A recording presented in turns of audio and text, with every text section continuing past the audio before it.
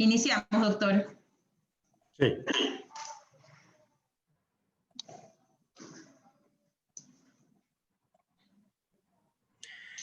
Bueno, buenas tardes. Gracias a ustedes por participar en el webinar del día de hoy.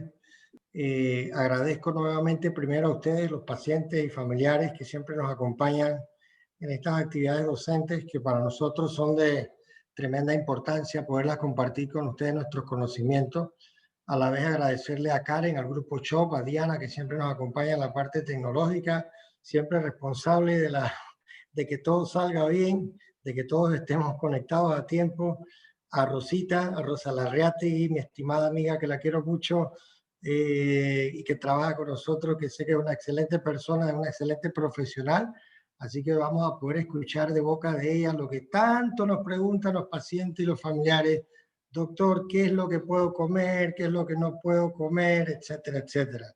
Entonces, nada, yo básicamente lo que quería hacer hoy con este webinar era algo más o menos de eso, que ustedes conocieran un poco la importancia de la alimentación durante y después del cáncer, y aparte de eso también entender por qué el tema de los alimentos es tan importante a nuestra genética, que eso es lo que realmente explica muchas de las variedades de las respuestas, los comportamientos a los tratamientos, por qué unas cosas salen de una manera, otras cosas salen de otra manera, porque realmente nuestros genes pues son diferentes. No sé si ahí se ve ya, Diana, ¿se ve?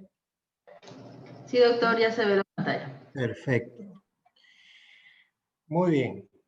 A ver, yo quisiera primero empezar por decir que el cáncer es una enfermedad de los genes y que su origen son cambios que ocurren en la escritura de ellos.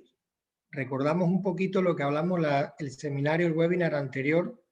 Nuestros genes son básicamente 4 letras, A, G, T y C, que pueden haber multiplicidad de combinaciones de esas letras. Así que nada, cuando ocurren cambios en la escritura, como por ejemplo cambiar la T por una A, que está en rojo, eso ya no es normal. La escritura es diferente y por tanto se lee diferente. Esos cambios es lo que se conoce como mutaciones. Importante también recalcar que estas mutaciones pueden encontrarse desde su origen en los espermatozoides de los óvulos y por tanto heredarse y por tanto ser pasadas de una generación a otra. Estas son las llamadas mutaciones de origen hereditario, que son responsables del desarrollo de los cánceres en aproximadamente un 10% de los casos de cáncer. Y están los problemas o los asuntos relacionados con el medio ambiente, los asuntos adquiridos, como por ejemplo la radiación y otras cosas que vamos a ver en la siguiente diapositiva. Importante también aquí destacar que la gran mayoría de los cánceres son de origen adquirido. Y en esta diapositiva vemos precisamente cuáles son esos factores de riesgo ambientales que están demostrados que se asocian con el desarrollo de cáncer. Por ejemplo, el tabaco, fumar, la vida sedentaria, la exposición a algunos agentes ocupacionales como benceno, los virus, que son tan famosos también en estos días por acá, el alcohol, la polución, la radiación ultravioleta y el motivo de nuestra charla que ustedes pueden ver claramente en verde, el porcentaje de casos que se asocian, de cáncer que se asocian con dieta y obesidad, que son aproximadamente un tercio o un 30% de los casos. Entonces, yo lo que voy a hacer estos primeros 15, 20 minutos es hablarle de una manera, voy a tratar de hablar de una manera bastante sencilla de cómo la alimentación y la obesidad influyen en la genética y el desarrollo del cáncer. Y para eso quisiera empezar primero por hablar un poquito de genoma, genética y epigenética. De nuevo, tenemos que recordar que nuestros genes están constituidos de 4 letras, A, T, C y G. Nosotros, aunque parezca mentira, tenemos 3 billones de letras, o sea, 6 billones de pares de letras en cada una de las hebras del ADN.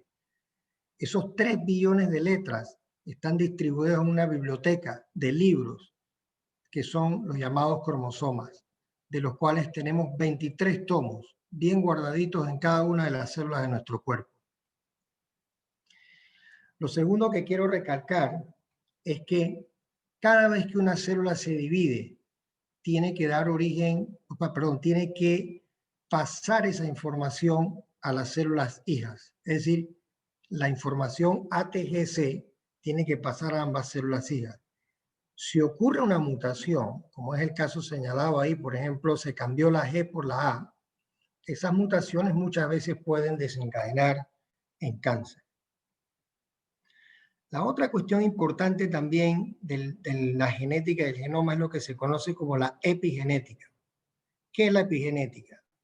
La epigenética es el control de dónde, cuándo o en qué órgano se expresan los genes de esa biblioteca. Es decir, los 23 tomos, no necesariamente, todas las células tienen los 23 tomos, pero no todas las células utilizan los mismos libros. Es decir, puede que haya células que no utilicen el libro 8, por poner un ejemplo. Y el control de eso realmente él lo tiene lo que se llama la epigenética. Por ponerlo de una manera sencilla, imaginemos que un gen es una palabra que se escribe esta. Cuando la célula se divide, esta será una palabra. Pero si a esa misma palabra ahora yo le pongo una tilde, ya no es esta, sino está. Es decir, la secuencia es la misma. Lo que cambió fue el acento en la A y por tanto cambió el significado de la palabra.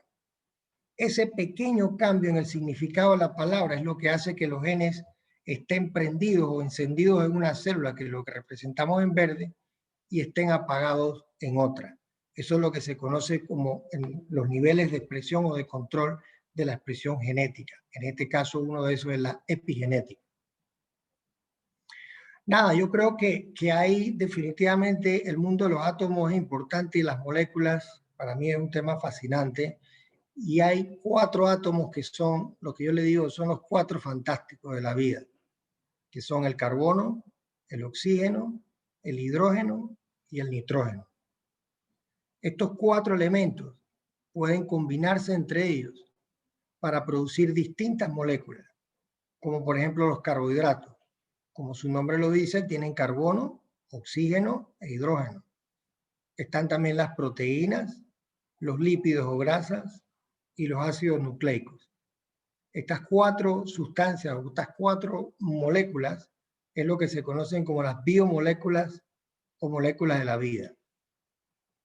Normalmente esas biomoléculas o moléculas de la vida la podemos obtener tanto de fuentes extrínsecas como de fuentes intrínsecas. Es decir, todos estos elementos dentro de la célula se reciclan, pero también vienen del exterior. Y como está señalado en la diapositiva, hay que mantener un equilibrio. El equilibrio básicamente lo mantiene la célula por lo que se llama el llamado metabolismo, que es precisamente la conexión que existe entre los alimentos y los genes. Por ejemplo, la molécula de glucosa o de azúcar puede entrar a la célula, igual que, por ejemplo, los lípidos o los aminoácidos que son requeridos dentro de la célula. Y es precisamente los genes los que controlan o los que definen cuál será el destino de cada una de esas moléculas. Realmente al final todo es ácido nucleico, es decir, todo está controlado por ácidos nucleicos, que son básicamente el ADN y el ARN, que es lo que ustedes, quizá muchos de ustedes han escuchado. ¿Y para qué utiliza la célula eso? De nuevo, la parte metabólica, podemos utilizar la glucosa principalmente para producir energía en forma de ATP, o podemos utilizar los lípidos, la célula puede utilizar los lípidos para formar membranas que son parte de la estructura de la célula o de algunos otros organelos que están dentro de la célula. Podemos utilizar los aminoácidos para construir proteínas más grandes, proteínas que también pueden ser parte de estructuras de las membranas, o enzimas que son las que participan precisamente en el metabolismo, o podemos utilizar los ácidos nucleicos para la síntesis del ácido deoxirribonucleico y del ácido ribonucleico. ¿Cómo la alimentación contribuye al desarrollo del cáncer? Bueno, esto definitivamente que es la pregunta motivo del webinar. Los alimentos pueden contener sustancias cancerígenas llamadas carcinógenos. Déjame hacer una cuestión aquí.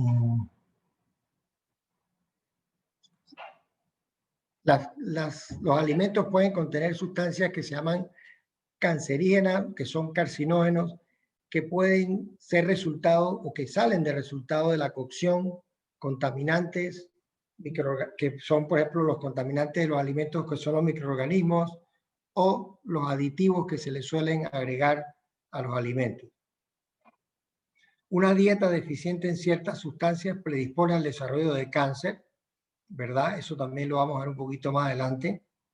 Una mala alimentación desencadena obesidad, la cual se asocia con cáncer también. De manera de que la alimentación no solamente participa directamente en el desarrollo del cáncer, sino también indirectamente, precisamente a través del desarrollo de la obesidad. Son muchos los compuestos químicos asociados con el cáncer, pero realmente los más estudiados y los más conocidos, los que más evidencia científica tienen, son los que están aquí señalados, que son las nitrosaminas, los hidrocarburos policíclicos aromáticos, las aminas heterocíclicas, las acrilamidas y las aflatoxinas, que vienen precisamente de los contaminantes como por ejemplo los hongos, de la manera como conservamos muchas veces los alimentos. Y algunos de estos otros tienen que ver también o se producen cuando cocinamos a temperaturas altas los alimentos. Hay muchos modelos de cómo se desarrolla un cáncer, pero en general el modelo más reconocido de una manera simple es por pasos. Tiene que haber evidentemente una etapa de iniciación, es decir, todo tiene un comienzo. Luego tiene que haber algo que lo promociona y finalmente el cáncer progresa. Esas son las tres etapas básicamente en las que se desarrolla un cáncer.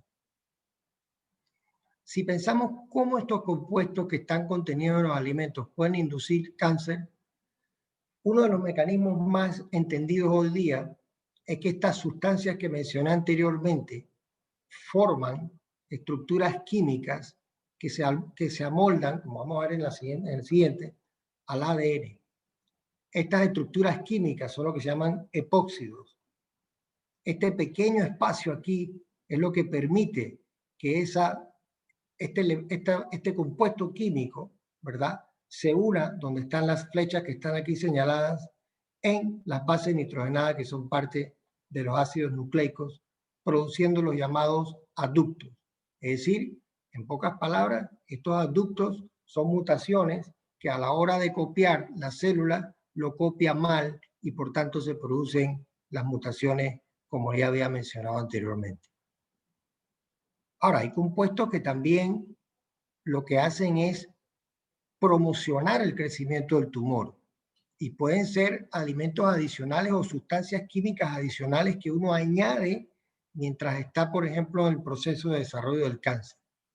Son varias, como está señalada aquí, pero quizá la más conocida es la sacarina. Por eso es que ustedes ven que en algunos empaques que contienen sacarina ponen la advertencia de que ese producto, o mejor dicho, este compuesto químico se asocia con cáncer. Ahora, hay una tercera parte en esto, que es la progresión del tumor. Para que un tumor progrese tienen que ocurrir muchas cosas, pero quizás la más importante es precisamente apagar un gen que normalmente nos protege de un cáncer o prender un gen o activar un gen que nos puede predisponer a un cáncer. Eso es lo que anteriormente definí como fenómenos epigenéticos. Si ustedes ven la diapositiva, se darán cuenta claramente que hay ciertas vitaminas del complejo B y sobre todo el folato, que son importantes para incorporar los grupos metilos a las bases nitrogenadas, es decir, tienen que ver con la síntesis de los ácidos nucleicos, la metilación de los ácidos nucleicos, ya sea para silenciar o para prender un gen. Por tanto, de la dieta podemos obtener estos nutrientes, así mismo como también los podemos obtener del reciclaje interno de la célula, el metabolismo de esos compuestos. Y como había mencionado, este pequeño grupo metilo que está en rojo aquí es donado precisamente en parte por el ácido fólico. Y ahí la importancia también que tiene el ácido fólico no solamente en cáncer, sino también en mujeres embarazadas y sobre todo en las etapas embrionarias, cuando la información genética se tiene que copiar rápidamente. Rápidamente hay que quitar y poner estos grupos metilos. De nuevo, el que provee esto es el ácido fólico.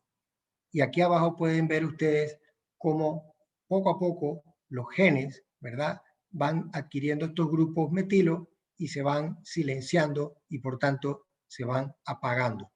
Si yo apago un gen del cáncer, si yo metilo un gen del cáncer, lo apago. Por tanto, estoy protegido. Pero si yo le quito la metilación, entonces dejo el gen prendido y puedo predisponer al desarrollo de cáncer. Ahora, esas metilaciones y esas mutaciones de las que hablé anteriormente pueden ser peligrosas, sobre todo si ocurren en genes del cáncer. Es decir, las metilaciones normalmente ocurren en todos los genes, pero hay ciertos genes específicos donde es peligrosa que ocurre, y esos son los llamados genes del cáncer, que básicamente son de dos grupos. Hay oncogenes y hay genes supresores tumorales. Los oncogenes son genes que cuando se prenden producen cáncer. Los genes supresores tumorales son genes que balancean a los oncogenes, como la palabra lo dice, supresores, lo que hacen es apagar a los genes que nos predisponen al cáncer. Todos estos carcinógenos que mencioné, como las nitrosaminas, pueden incidir sobre estos genes. Y ahí es donde estaría el peligro. Porque si ocurre una mutación, ¿verdad? Cambio, por ejemplo, la C por la A. De nuevo, la lectura del ADN no es igual a la anterior. Y eso es una mutación que si la célula sigue, ¿verdad?, progresando y proliferando, esa mutación se va acumulando en todas las demás células hijas y por tanto todas esas células van adquiriendo poco a poco las características de una célula cancerosa que al final tiene exactamente la misma mutación que tenían sus predecesores. Y esto es lo que básicamente había definido previamente como iniciación, propagación y progresión. ¿Cómo la obesidad produce cáncer? Bueno, la verdad es que es un tema que no es del todo comprendido, pero hay dos cosas importantes que resumo en la diapositiva que parece un poco compleja. La obesidad lo que hace es activar el gen que tiene que ver con la insulinoresistencia. Y ese gen, al activarse, activa también vías inflamatorias y otras vías que son importantes también para el desarrollo de cáncer y otros tipos de enfermedades. Y además de eso, la obesidad también puede activar otros tipos de genes o de sustancias que tienen que ver también con otras vías inflamatorias u otras vías de proliferación celular, como por ejemplo la leptina, la interleuquina 6. Es decir, que la obesidad definitivamente su mayor papel está como un agente proinflamatorio, que contribuye no solamente con la progresión de la enfermedad, sino también no solamente con la iniciación, perdón, sino con la progresión del cáncer. Y aquí está más o menos resumido lo que acabo de mencionar, los mecanismos por los cuales la obesidad conlleva cáncer, aumento de la resistencia a la insulina y aumento de la expresión de algunas sustancias inflamatorias. Y aquí están señaladas algunas de las estrategias que se pueden aplicar hoy día, que quizás Rosita nos va a hablar de eso más adelante, que es, por ejemplo, el control del peso. Ahora, no todo es malo realmente en los alimentos. Y algunos compuestos contenidos en frutas y vegetales sabemos que previenen el cáncer. Y son muchísimos los compuestos químicos que también nos ayudan a prevenir el cáncer. Aquí solamente puse algunos de ellos, de estos, y aquí están más o menos los nombres de los compuestos químicos que nos ayudan a prevenir el cáncer, que están contenidos sobre todo en frutas y vegetales. Por eso la importancia de una adecuada ingesta de frutas y vegetales. También, como había mencionado, no todo es malo. Tener un hígado sano es indispensable para también prevenir un cáncer. Porque cuando uno tiene un hígado sano, uno puede desintoxicar todas esas sustancias que había mencionado, como las nitrosaminas y otras que habíamos mencionado previamente. Y esa desintoxicación, ¿verdad?, se lleva a cabo por enzimas como, por ejemplo, las enzimas de la citocromo, del sistema citocromo P450, que están contenidas en el hígado. Es decir, todas esas sustancias, en vez de metabolizarse y entrar directamente al núcleo de la célula para dañar el ADN, lo que hacen es que previamente se metabolizan en el hígado y pasan a ser otras sustancias químicas de menor daño para la célula. Y ya para ir terminando, ¿verdad?, yo solamente quería terminar recalcando la importancia que tiene la dieta en el desarrollo del cáncer, que ya lo había mencionado un poco. La dieta es responsable de aproximadamente el 35% de la mortalidad de los casos por cáncer. Como ustedes pueden ver ahí, en algunos casos es mayor, en algunos casos es menor. Por ejemplo, cáncer colorectal, altísima. Cáncer de próstata, alto. Cáncer de mama, alto. Cáncer de endometrio, alto. Igualmente la obesidad pasa lo mismo. 14 a 20%, dependiendo del sexo, responsable de la mortalidad. Y eso se ha visto, por ejemplo, para cáncer de esófago, para cáncer de colon, cáncer gástrico, mieloma múltiple, linfoma no Hodgkin, que son algunas de las enfermedades que nosotros los hematólogos básicamente tratamos.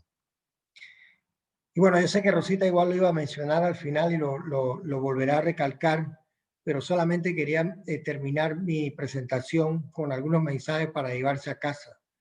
Recuerde que nosotros tenemos genes y nuestros genes son palabras. Tenemos 3 billones, mejor dicho, letras. Nosotros tenemos 3 billones de letras que conforman palabras. Palabras que están contenidas en libros, libros que están contenidos en tomos, tomos que se encuentran en una librería. Por tanto, son libros que hay que cuidarlos. Y la mejor manera de cuidarlos es llevando una vida saludable. Los alimentos definitivamente que nos ayudan a prevenir el cáncer. Ya vimos, por ejemplo, la importancia que tienen ciertas moléculas en los vegetales y en las frutas en la prevención del cáncer. Pero también es importante recordar que precisamente por la cocción o por aditivos, etcétera, los alimentos también pueden resultar peligrosos para los genes.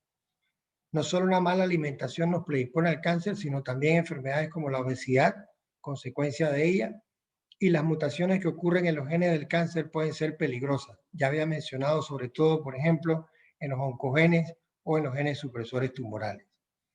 Y finalmente, siguiendo los consejos de nutricionistas para mantener un adecuado metabolismo, es lo esencial en la prevención del cáncer. Bueno, con esto yo termino y le doy paso a Rosa para que siga entonces con su presentación. Gracias.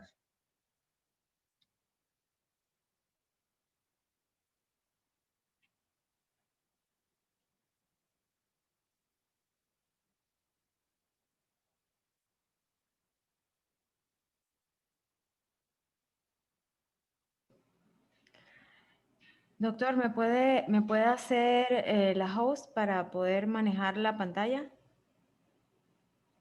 ¿Perdón? ¿Me puede hacer como el... El host. Sí, el host. Ahorita en este momento usted es el host. Espérate, que ya yo me quité. Voy a poner aquí.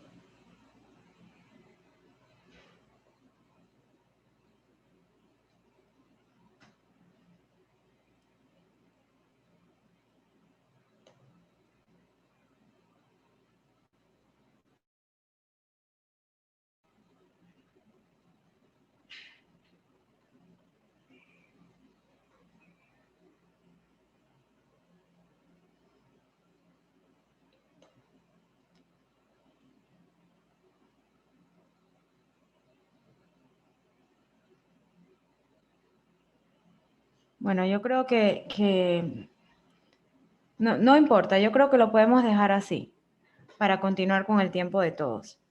Bueno, muchas gracias a todos por acompañarnos en el día de hoy. Luego de esta explicación del doctor Espino, él les ha explicado en detalle cuáles son todas las causales del desarrollo de cáncer. El desarrollo de cáncer es algo multifactorial, como él les ha explicado, no solamente con factores genéticos, sino también con factores ambientales, que son los que vamos a discutir en detalle el día de hoy. Hoy nos vamos a enfocar en el tema de la alimentación Y voy a reforzar muchos de los puntos que les he hablado en las diapositivas previas.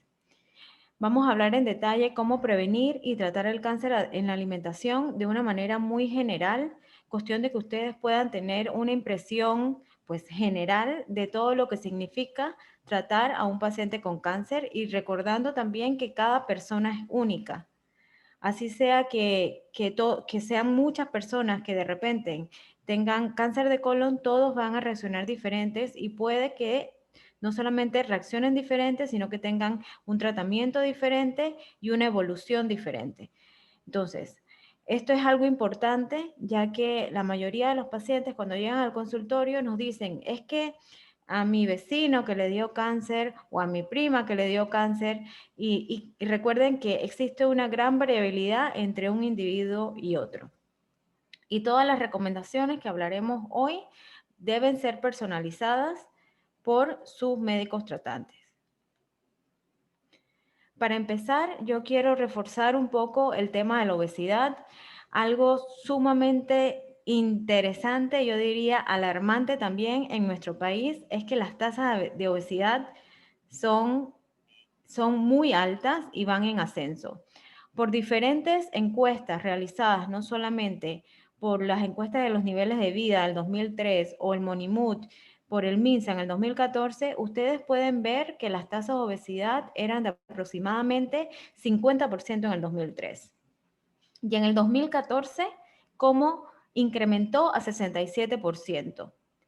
Posteriormente, la FAO en el abril del 2011 registró otro estudio y los resultados dieron similares a pesar de haber pasado 5 años.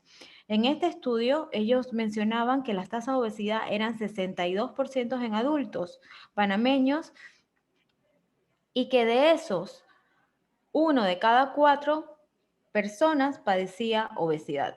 Entonces, estas tasas son realmente interesantes y es por eso que muchos profesionales, y no solamente profesionales, sino también los organismos de salud de nuestro país, están tratando de combatir la obesidad con diferentes estrategias.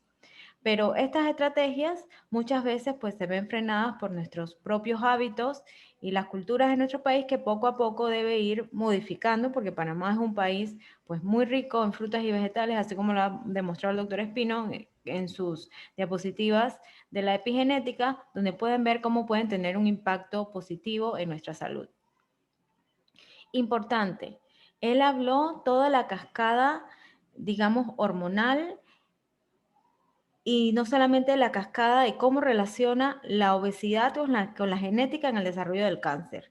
Pero hilando fino, ya llevando esto a suelo, es importante tener claro la circunferencia abdominal. Nosotros hablamos de obesidad, pero la más importante a tratar es la obesidad abdominal, porque el tejido, la obesidad abdominal es metabólicamente activa y todas esas hormonas que él mencionó en sus diapositivas, tanto de leptina, adiponectina, que aumentaba el estado inflamatorio, pues es cierto, y cuando se habla de que este tejido es metabólicamente activo, es que puede aumentar el estado inflamatorio y causar diferentes o estimular diferentes mutaciones genéticas en estos oncogenes. Por lo tanto, una manera general y una medida preventiva básica es que las mujeres nos mantengamos con menos 88 centímetros de cintura y los hombres arriba de 102. Así que esto es una práctica súper básica que ustedes pueden hacer en sus casas y medirse y tener una guía de referencia. Muchos de los estudios que se hablan de que cuando una persona logra reducir estos valores, inclusive la reducción de la incidencia de cáncer puede ser hasta un 30-40%, por lo que este es un factor muy importante en la prevención. Otro factor importante en la prevención es la alimentación saludable y balanceada. Y esto de alimentación saludable y balanceada, a veces a mí me suena como un cliché repetirlo tanto, pero no sé si ustedes, y es más, lo pueden poner aquí en su chat, se los voy a leer. Cuéntenme para ustedes qué significa una alimentación saludable y balanceada. A ver qué dicen ustedes por aquí por los chats. Vamos a interactuar un poquito antes de las preguntas. ¿No les parece que esta palabra se repite muchísimo?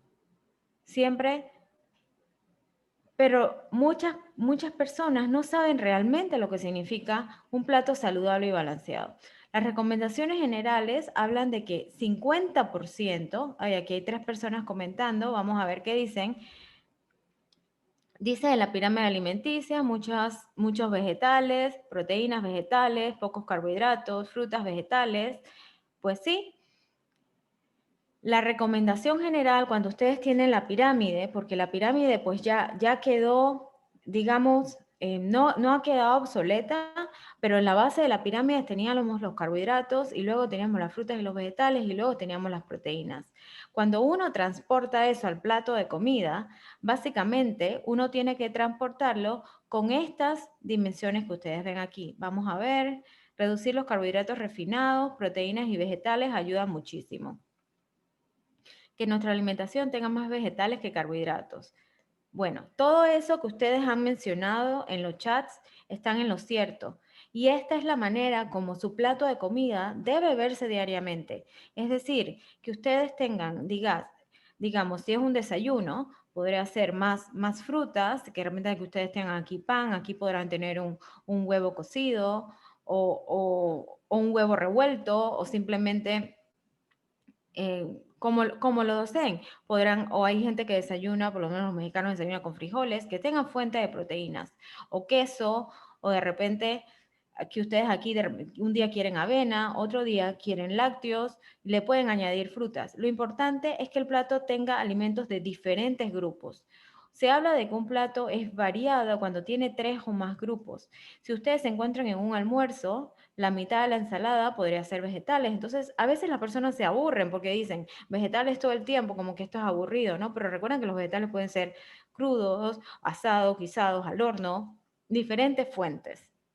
Y ahora vamos a hablar un poco de este tema de los vegetales, sobre todo en ciertos tipos de cáncer donde tenemos que tener una dieta neutropénica que no nos afecte con el tema de las bacterias y nos ponga en riesgo.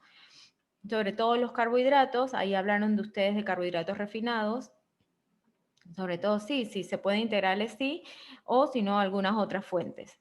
Y estas imágenes ustedes las pueden sacar de mis redes sociales, normalmente yo doy educación gratuita a todos mis pacientes y lo pueden buscar como Rosa Larriategui. A ver. Pero ahora vamos a centrarnos en el tema de alimentos cancerígenos. Ya hablamos de la obesidad, ya hablamos de cómo debe ser un plato balanceado, pero ahora vamos a fortificar un poco más el tema de qué son los carcinógenos. Los carcinógenos, como explicó el doctor Espino, son agentes con una acción potencial de originar cáncer y es importante tenerlo de que consumir el alimento no es sinónimo de cáncer. Recuerden que el cáncer es multifactorial y que necesita muchos factores para que en efecto evolucione. El desarrollo del cáncer pues también depende de la cantidad y de la duración de la exposición al carcinógeno, también de los antecedentes genéticos y también depende de la nutrición que ustedes tengan y del estilo de vida. La Organización Mundial de la Salud tiene 4 grupos de alimentos donde ellos los han clasificado en diferentes categorías. La categoría 1 y la categoría 2A son las que tienen evidencia en humanos. Y el grupo 1 es el que tiene suficiente evidencia y dentro de este grupo están las llamadas nitrosaminas que el doctor Espino mencionó en sus diapositivas. Estas nitrosaminas se encuentran en el tabaco, también se encuentran en los alimentos, en las frituras, que nosotros pues en nuestro país se consumen en una gran cantidad. Como ustedes también lo pueden ver en las carnes procesadas. Dentro del grupo 1A, en este caso, pues serían todo lo que es el tabaco, el alcohol, las carnes procesadas. Posteriormente les voy a explicar y desglosar el tema de las carnes procesadas. También es importante las emisiones de alta temperatura. Esto también son fuentes de nitrosaminas en nuestro país, pues desafortunadamente la dieta del panameño es rica en frituras y esto es un grupo importante. También las carnes rojas. pero siempre existe la recomendación de qué es una carne roja. Normalmente nosotros hablamos de carnes rojas y hablamos de una gran cantidad de alimentos, pero recuerden que las carnes rojas pueden ser de puerco, pueden ser de res y pueden ser de cordero. En este grupo no están incluidas ni el pescado ni el pollo. Las carnes procesadas, a su vez, son todas aquellas carnes que han sido tratadas o saladas, llámense las salchichas, llámense el salami, podría ser el bacon. Y se habla de que la relación es cuando uno come aproximadamente más de 5 rebanadas diarias o por lo menos más de 3 onzas diarias de carne. Por eso que la recomendación general es que nosotros comamos carnes rojas aproximadamente de 1, máximo 2 veces por semana y que logremos incluir otros grupos de alimentos dentro de nuestra alimentación. Y también se habla de que cuando una persona ingiere más de estas cantidades dentro de su alimentación diaria, puede aumentar el riesgo de cáncer, principalmente el cáncer de colon, hasta en un 17%. Pero esto no es todo. Nosotros no solamente tenemos carcinógenos en nuestra alimentación, también tenemos una gran cantidad de alimentos que tienen un efecto protector. Y dentro de estos alimentos tenemos una gran cantidad de frutas y vegetales y también otros grupos de alimentos que se encuentran dentro de esta categoría de antioxidantes naturales. Y cuando hablamos de estos antioxidantes naturales, tenemos todas estas listas de antioxidantes que ustedes pueden ver aquí. La lisina, el licopeno, los carotenos, los flavonoides, luteína, los indoles, todas estas listas que están por colores. Y de aquí la recomendación que se escucha mucho, que se habla que uno tiene que comer como un arcoíris. Y bueno, sí, entre más cantidad, entre mayor color tenga el alimento, mayor cantidad de antioxidantes va a contener el mismo. Sobre todo dentro del grupo de la lisina tenemos ajos, cebollas, dentro del licopeno tenemos tomates, sandía, los pimientos rojos, todo lo que sea color rojo, las antocianinas, las fresas, las uvas, las ciruelas, los carotenos y flavonoides tenemos pues todo lo que sea color naranja, zanahoria, zapallos, mangos, papaya, melón. Dentro del color verde, la luteína y las zeaxantinas tenemos espinacas, espárragos, inclusive las hojas de mostaza. Podrán tener dentro del siguiente grupo de los indoles, el brócoli, el coliflor, el repollo. Todos estos alimentos que ustedes se dan cuenta son de fuentes vegetales y de frutas, poseen una mayor cantidad de antioxidantes y esa es la razón no solamente por la que nuestra alimentación debe contener un 50% o mínimo 5 porciones diarias. Y cuando hablamos de esto, no son porciones exorbitantes, no piensen que es que ustedes solamente van a comer frutas y vegetales. También, por lo menos una porción es muy básica, una porción es mínima, puede ser cerca de, uy, he hecho un escándalo aquí, una porción puede ser cerca de media taza. Media taza realmente no es una gran cantidad y es algo que ustedes, lo que significa una porción. O sea que serían aproximadamente 5 porciones al día. Continuemos.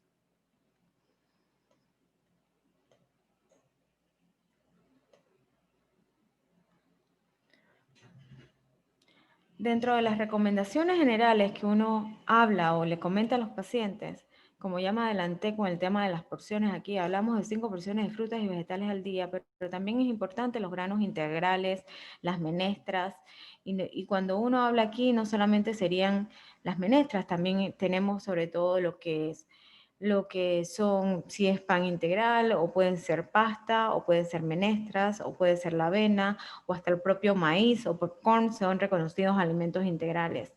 La actividad física, pues sí, aumenta todas estas enzimas antioxidantes que el doctor también le mencionó en sus diapositivas, y por eso que está relacionada no solamente con efectos antiinflamatorios, sino que también pueden potenciar nuestra inmunidad hasta en un 60%. Los alimentos con alto contenido de grasa y azúcar, pues incrementan los niveles de obesidad y aumentan el riesgo, por lo que tenemos que también moderar su consumo, al igual que el tabaco y las bebidas alcohólicas.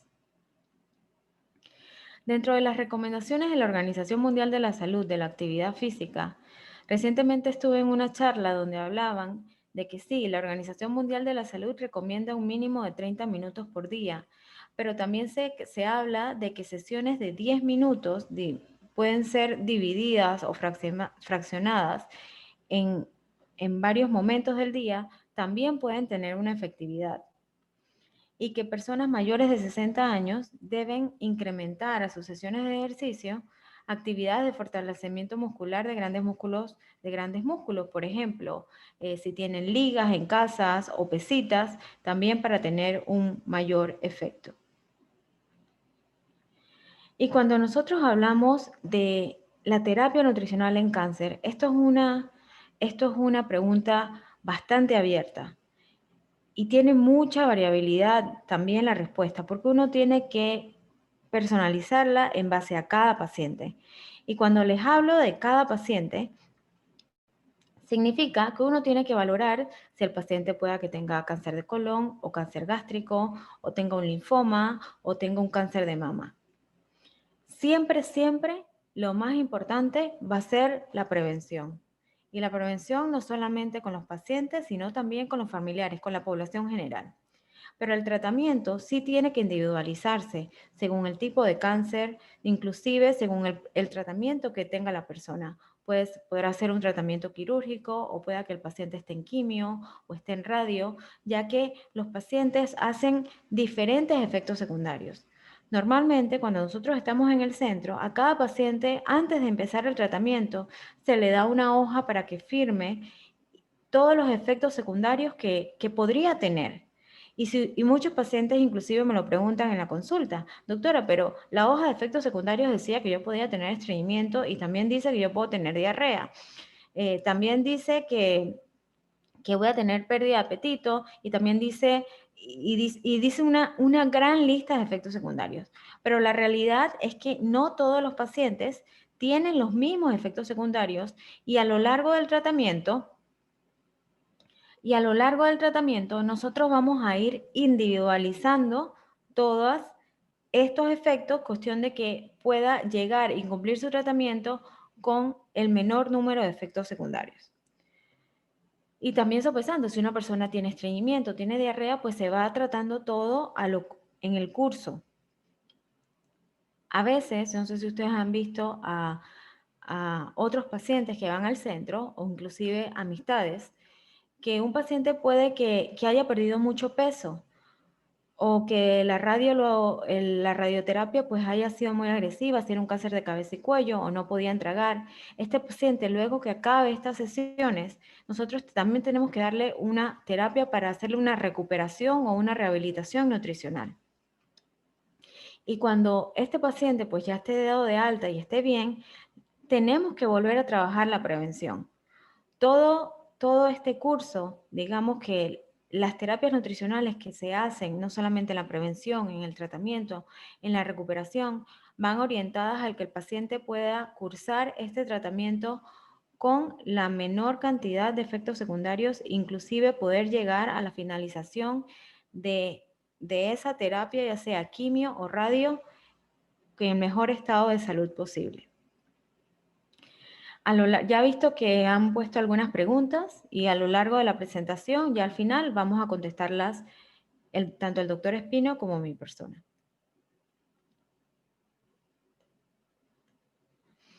Dentro de los efectos secundarios que nosotros podemos ver, los principales que producen alteraciones del estado nutricional, vamos a encontrar disminuciones del apetito, náuseas, vómitos, diarrea, estreñimiento, inclusive llagas en la boca, dolor abdominal. Es importante monitorear todos estos efectos secundarios porque muchos pacientes pueden reducir la ingesta y el aporte de nutrientes. Ya se ha encontrado con los diferentes estudios que un paciente con mejor estado nutricional, pues tiene mejor evolución a lo largo del tratamiento y mejor pronóstico.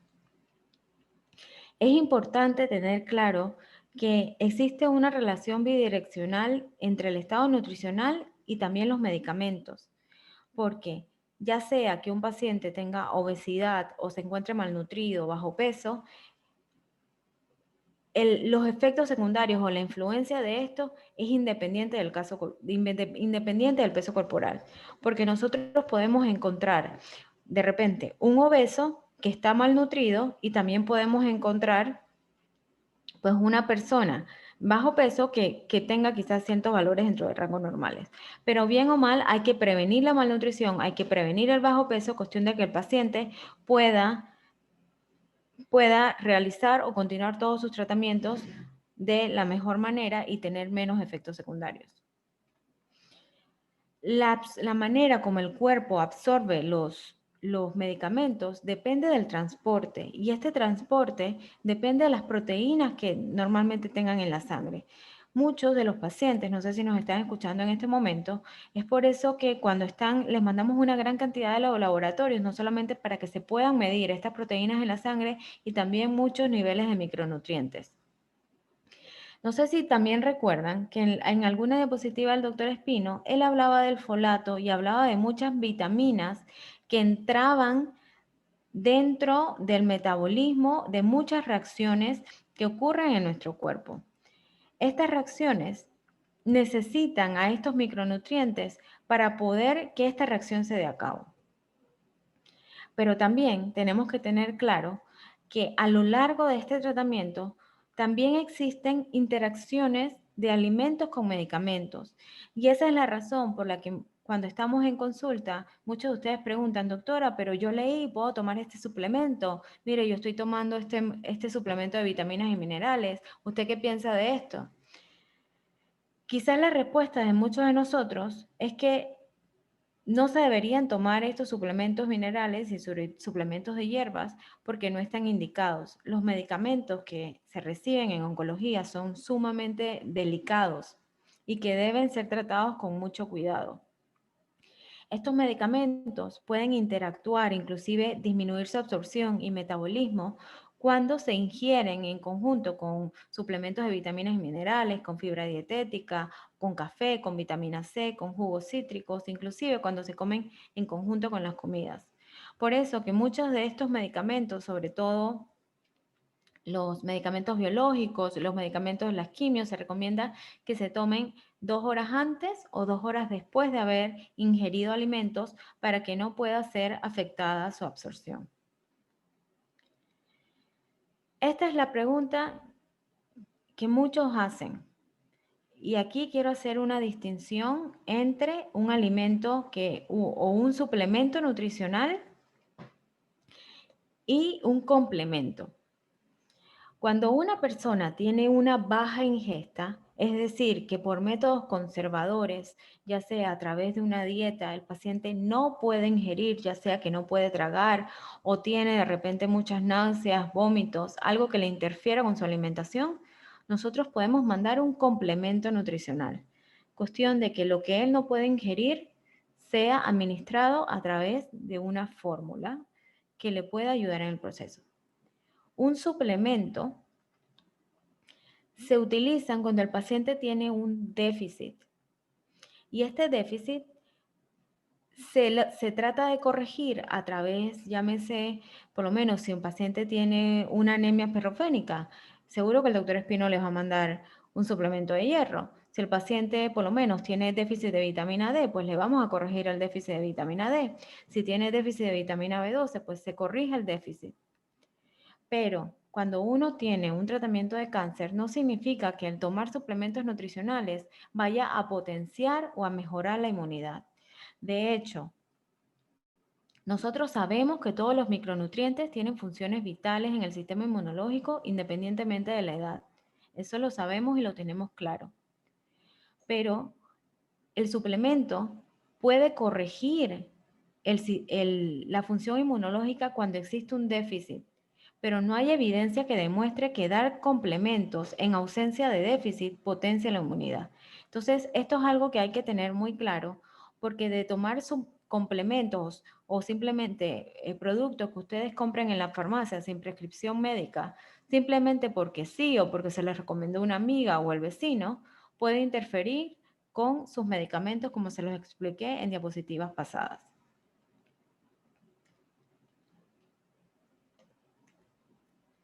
Y dentro de los mensajes, pues que estos fueron los mensajes que les mencionó el doctor Espino en las diapositivas previas, si hablábamos, como él lo dijo de una manera pues mejor de la que yo se lo voy a repetir, que los genes son libros que hay que cuidar. Desafortunadamente, pues la alimentación saludable incluye frutas, incluye vegetales, son alimentos que en nuestro país nosotros tenemos a disposición. Los alimentos nos pueden ayudar a prevenir el cáncer. Inclusive también tenemos que tomar en cuenta que sirven alimentos carcinógenos como los que les presenté en las diapositivas. También hay que tener claro que no solamente es el efecto de los carcinógenos, sino que también la obesidad puede ser un factor de riesgo para el desarrollo de cáncer y puede inclusive afectar tanto las mutaciones genéticas que existen. Es importante que ustedes reciban atención, que reciban conocimientos de profesionales de la nutrición por sus médicos tratantes, cuestión de que puedan recibir la información correcta, porque tanto en las redes sociales como en el internet existe una gran cantidad de información abrumadora que muchas veces no tiene evidencia científica. Les agradecemos a todos su atención el día de hoy y bueno, podemos responder las preguntas que nos han dejado en este chat.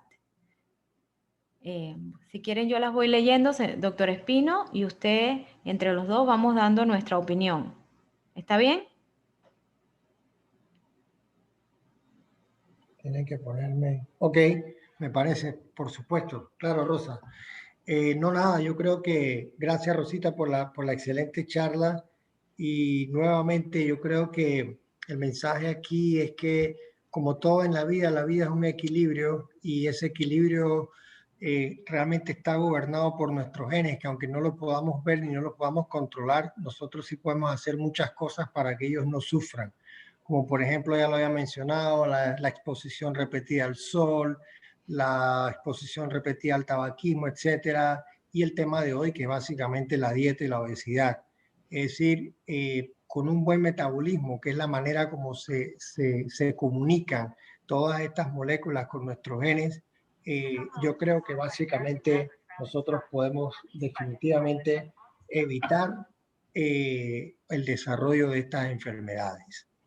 Así que nada, quedamos entonces para contestar las preguntas. Creo que por aquí he visto unas del doctor Sí. Santamaría, colega de nosotros, que también ha hecho un curso en genética y está muy, muy interesado en el tema de cáncer hereditario, que es un tema súper interesante.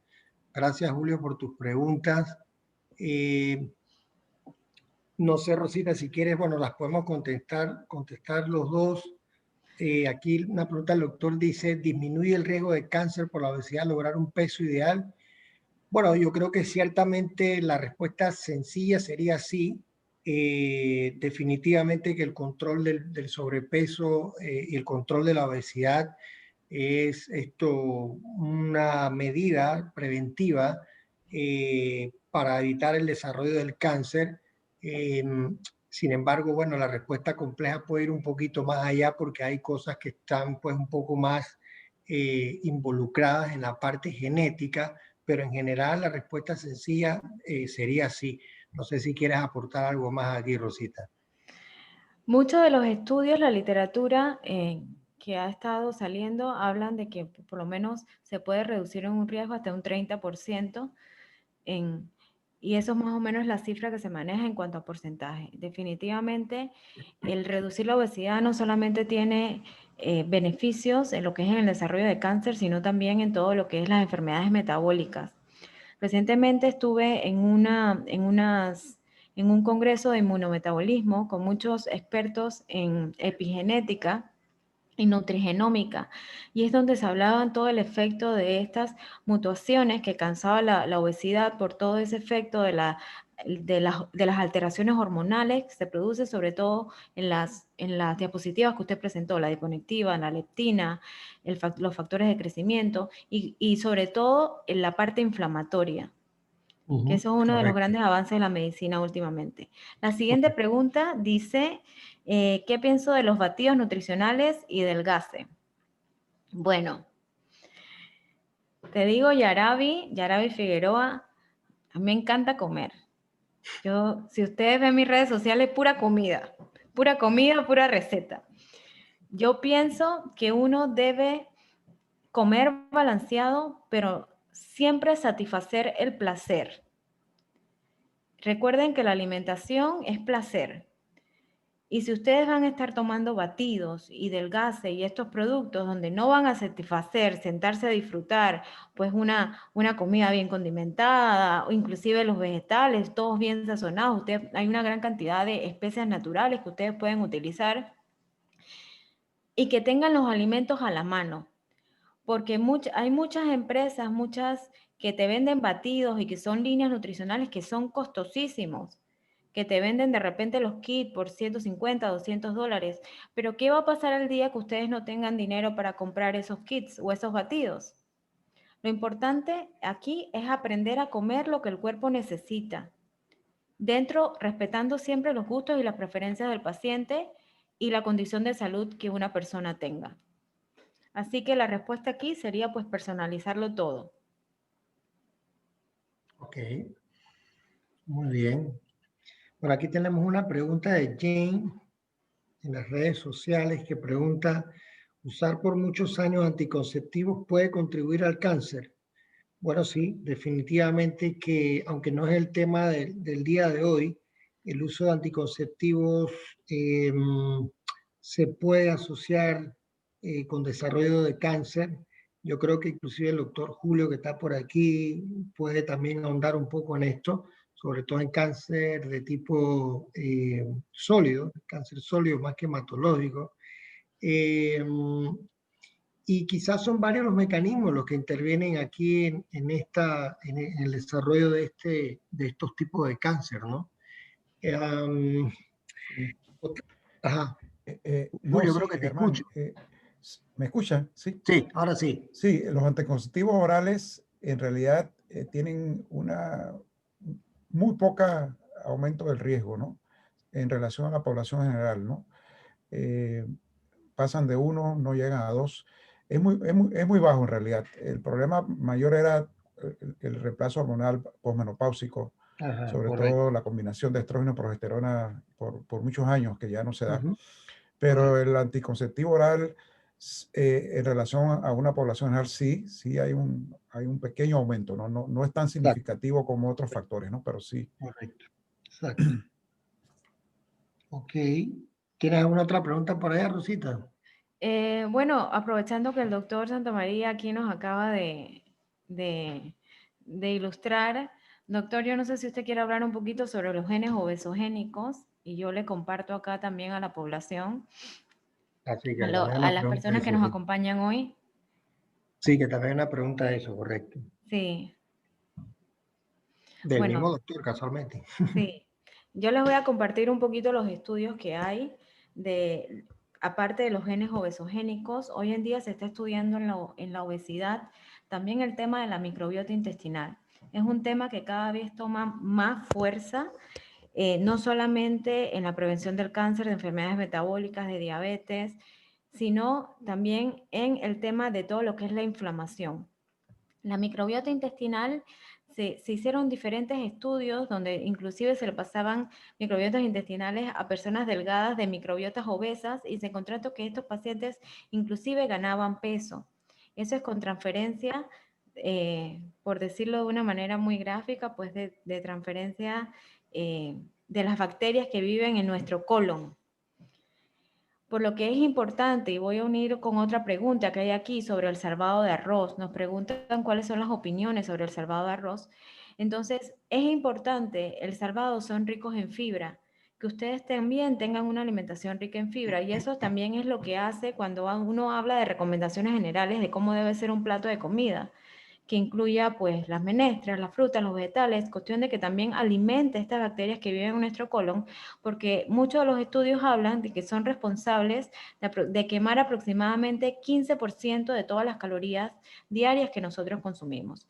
Y no solamente tienen funciones metabólicas, también tienen funciones en la inflamación de nuestro organismo, tienen funciones también en la prevención de enfermedades como el colon, diabetes, enfermedades cardiovasculares, y están muy relacionadas con la nutrigenómica. Sí. Muy bien. Hay otra pregunta aquí sobre, dice, hay muchos médicos que recetan medicamentos que ayudan a bajar de peso. ¿Qué relación tienen estos medicamentos con el desarrollo de enfermedades? El comer balanceado es lo esencial, como lo hemos visto aquí. ¿Lo contesto yo, Sí, doctor? sí, contesta, Bueno, sí. aquí quiero hacer un breve paréntesis. En el año, yo creo que antes del año 2000, ya voy a empezar a sacar mi edad por aquí. Entonces, bueno, hace mucho tiempo estos medicamentos cuando salieron en el mercado eran de libre demanda. Las personas podían ir al supermercado y simplemente comprarlos sin receta médica. En los años siguientes, debido a que habían tantos problemas de salud con estos medicamentos, la FDA sacó estos productos del mercado y dejó algunos. Recientemente, hace 3 años, la FDA hizo una reintroducción de muchos de estos productos con indicaciones específicas. Estas indicaciones específicas son que deben ser bajo manejo médico por un máximo de 1 a 3 meses en personas que tengan un diagnóstico de obesidad, pero también deben ser asesoradas por la parte de la alimentación. Y esto se los digo porque la solución no es un medicamento, la solución es que nosotros tengamos un estilo de vida más activo, que tengamos una alimentación saludable, porque al dejar estos medicamentos, todos, no importa la categoría, tienen cierto efecto rebote. Entonces es importante que, como quien dice, que cortemos el problema de raíz, ¿no? Busquen una asesoría donde puedan conocer realmente lo que su cuerpo necesita para su condición. Recuerden que cada persona es diferente. Normalmente cuando uno hace una terapia nutricional, uno toma en cuenta muchos factores: laboratorios, el nivel de actividad física, el sexo, la edad de la persona, el diagnóstico clínico, los medicamentos que toma. Son muchos los factores que nos ayudan a nosotros a poder personalizar esa terapia. A ver, dice, ¿por qué hay tanto cáncer de tiroides en personas jóvenes? Esta es para usted, doctor Espino. ¿Por qué hay tanto cáncer de tiroides en gente joven? Bueno, quizá eso, bueno, inclusive aquí está Julio, porque no, tampoco soy experto en el tema de tumores sólidos, eh, pero podría ser una observación que me gustaría que Julio ahondara en esa afirmación del tema de cáncer de tiroides en gente joven. Sí, sí, yo Ajá. creo que es que ahora se están diagnosticando más con las pruebas de ultrasonido tempranas. Pero la pregunta Más, específica más, en más, gente más joven es val- lo que no sí, sé no, si no, realmente. yo creo que yo conozca no hay ningún factor o una incidencia mayor. Creo que Exacto, es porque se exacto, está detectando más. exacto, Antes correcto, pasaban ocultas. Ese es un cáncer de muy, muy, muy, muy correcto, lento crecimiento y que correcto, a veces puede permanecer ahí en toda tu vida. Y correcto, ahora las personas se hacen ultrasonidos de cuello más frecuentemente y entonces se encuentran unos nodulitos chiquitos, cáncer papilar, folicular, pero que yo sepa, no hay nada que creo que esté causando más cáncer de tiroides en personas exacto, nada, en el nada mundo. así como que demostrado epidemiológico, ¿no? Que sí. Habría que Alguien revisarlo, pero yo creo que es una cuestión de que se está detectando más porque se están haciendo correcto, más pruebas, correcto, eh, sobre todo correcto, ultrasonido de cuello que se mandan, ¿no? correcto. Creo que alguien por ahí también preguntó de la asociación de diabetes y cáncer. Bueno, la pregunta es bastante interesante porque a veces las asociaciones no son directas porque hay algún factor genético demostrado, sino por asociación indirecta, porque por ejemplo, la diabetes y el cáncer guardan o tienen ciertos factores de riesgos en común, como por ejemplo la edad. Hay que recordar que la diabetes tipo 2 es más común en gente de mayor edad y esas son las edades donde precisamente también comienzan a ocurrir más cáncer. Y además de eso también guardan en común el tema de la obesidad. Entonces, son dos factores que son comunes a ambos, pero desde el punto de vista genético como tal, yo creo que inclusive fuiste tú, Julio, que lo preguntó, lo del tema de los genes obesogénicos. Es una pregunta interesante. No he leído nada específico al respecto, o por lo menos nada que haya concreto al respecto, pero si tú quieres ampliarlo a la misma, te escuchamos. No, yo creo que son los factores externos ambientales los más importantes, pues, pero claro, todavía tenemos mucho que conocer acerca de los factores genéticos, sobre todo los genes que tienen un cambio mutacional sencillo, que son los polimorfismos y que son genes de muy bajo riesgo de cáncer o de diabetes, que sumados pueden ser predisponentes a un cáncer o a una diabetes. Lo que sí es cierto que muchas veces en una persona mayor de edad, 60, 70 años, que no ha sido diabético y empieza a tener glicemia elevada, hay que sospechar del cáncer de páncreas. Hay una asociación ahí, ¿verdad? De esto. Sí, Pero definitivamente hay mucho que aprender, pero lo más importante es lo que usted ha mencionado, ¿no? Y la dieta y la nutrición lo han explicado muy bien, sí, muy correcto. bien. No sé si tienes Y otra pregunta. se dice que va a reemplazar, ¿verdad?, la obesidad como primer factor de riesgo de cáncer al tabaquismo en los próximos años, ¿no? Sí, Así que hay que hacer una campaña como se sí, hizo con el tabaquismo, que fue exitosa, ha sido exitosa en Panamá, se ha mantenido en el tiempo. sí. No sé, Rosita, si tienes otra pregunta por ahí, creo que yo no tengo más por aquí. Alguien dice aquí, ¿la mala nutrición influye en la mala copia de la célula? Pues sí, Bueno, es exacto, lo que hemos... es lo que hemos mencionado, correcto. Definitivamente que no tener un adecuado metabolismo te lleva ya sea a estar deficiente en ciertos compuestos químicos que son importantes para las células, como el folato, o te puede llevar a tener exceso de compuestos químicos que no son necesarios en la célula en un determinado momento, que se pueden acumular y no los necesitamos. Por eso, de nuevo, yo creo que el énfasis aquí es el equilibrio entre los genes y la dieta, el intermediario del metabolismo. Es decir, cuidando un buen metabolismo, las cosas definitivamente que pueden ser mejor que si no tenemos un adecuado metabolismo. No sé, Rosita, tú yo creo que puedas también enfatizar en esto.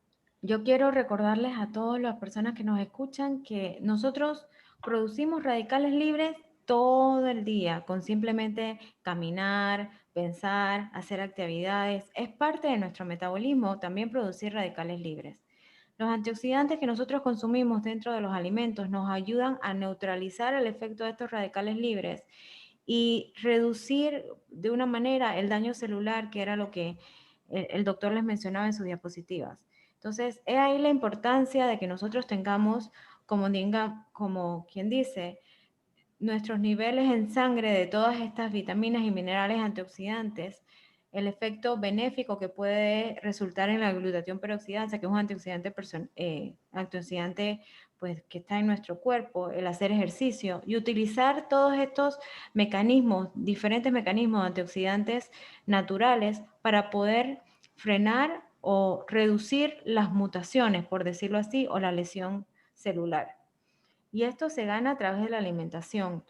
No se gana a través de 10 suplementos nutricionales que nosotros compremos en la farmacia, porque muchas veces los pacientes llegan por el miedo o el susto frente al diagnóstico, llegan con una gran cantidad de suplementos y la respuesta no está en los suplementos.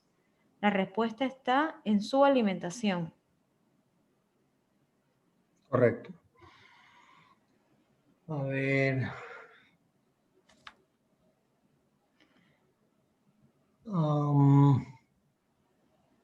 Aquí hay una pregunta de glioblastoma.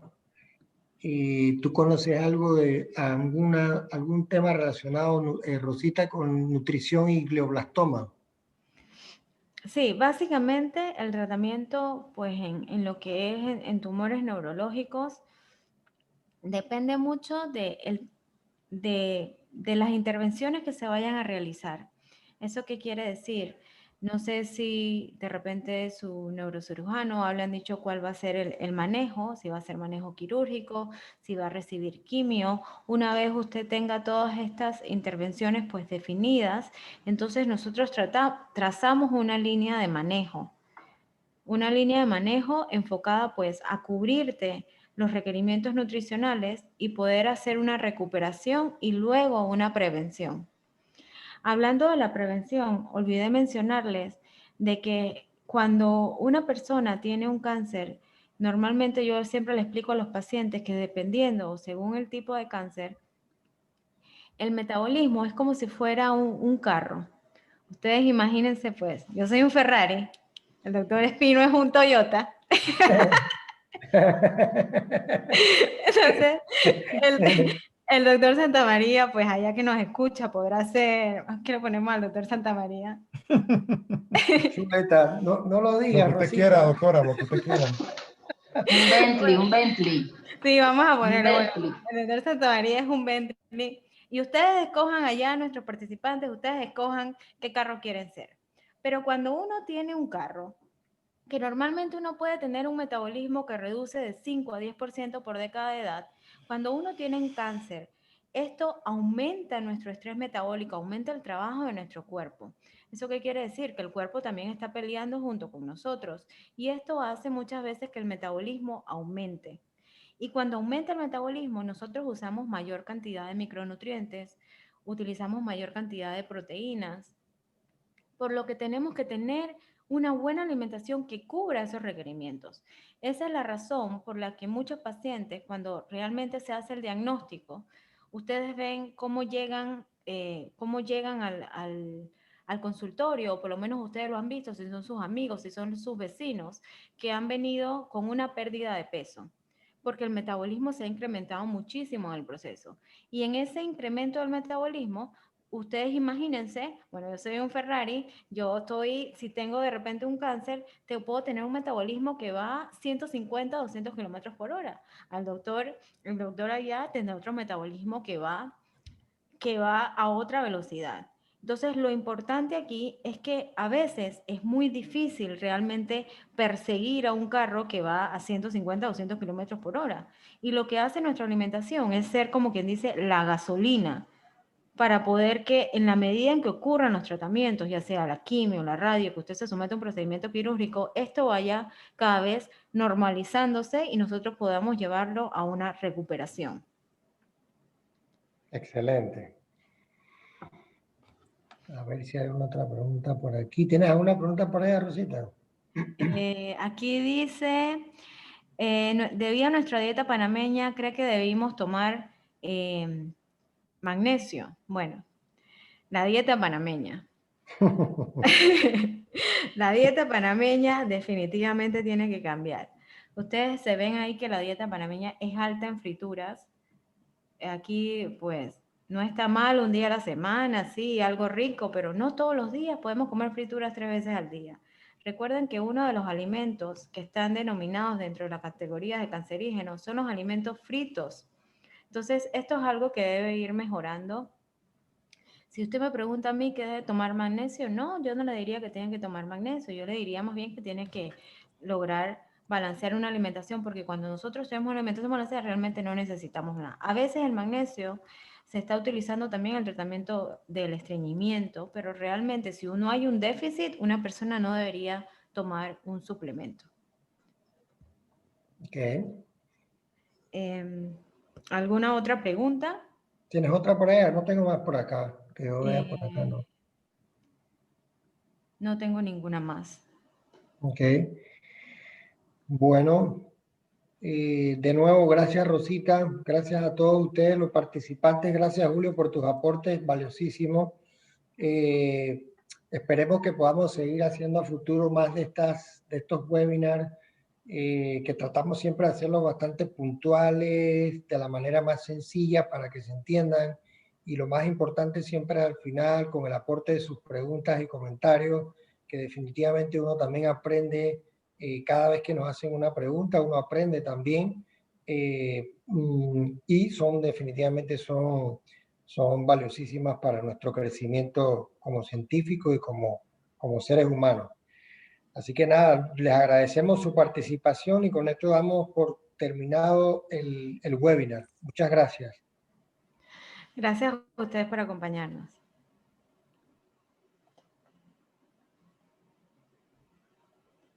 Que descansen.